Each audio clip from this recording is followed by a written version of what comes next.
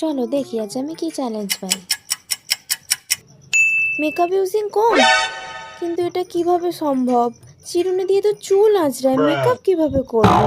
যদি করতে পারি তবে 100টা লাইক আর 50টা সাবস্ক্রাইবার। তবে তোমাকে করতেই হবে। চলো স্টার্ট করা যাক।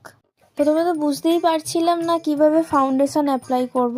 তারপরে এরকম চিরুনির মধ্যে ফাউন্ডেশনটা দিয়ে এরকম ডট ডট করে মুখের মধ্যে অ্যাপ্লাই করে নিচ্ছি।